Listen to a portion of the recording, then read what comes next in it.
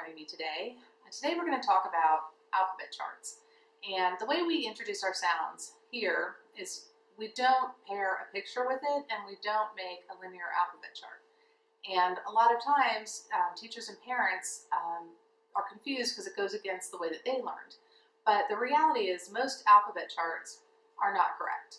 And they also are on the wall and they stay there. So when your kid goes home, they don't have another way of anchoring to the sounds. We use oral motor kinesthetic, which is a way of feeling the sounds in your mouth. And a lot of times, it's a battle to get people to understand why alphabet charts are not necessarily the best way to learn your sounds. One, sometimes the sounds are just wrong. So on alphabet charts, I see O for owl.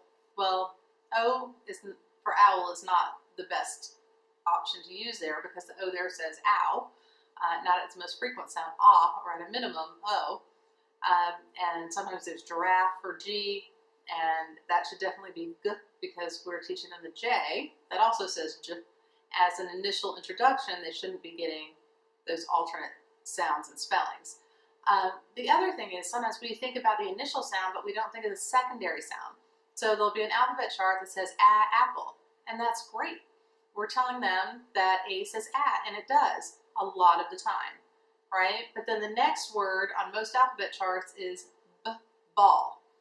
And when you have ball, the second letter in the word ball, which is usually written on the alphabet chart, is an A. And in that case, because it's followed by an L, the A says ah.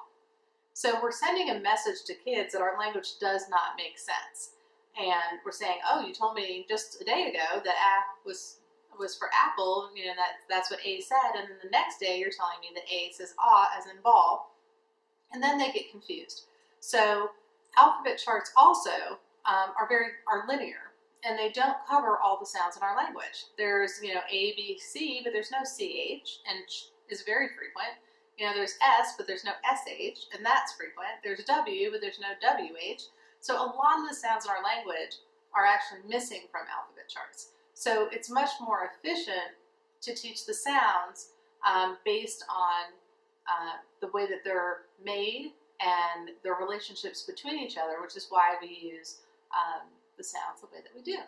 So I hope that helps you to understand why we don't use alphabet charts and why we don't need a picture to help the kids remember their sound.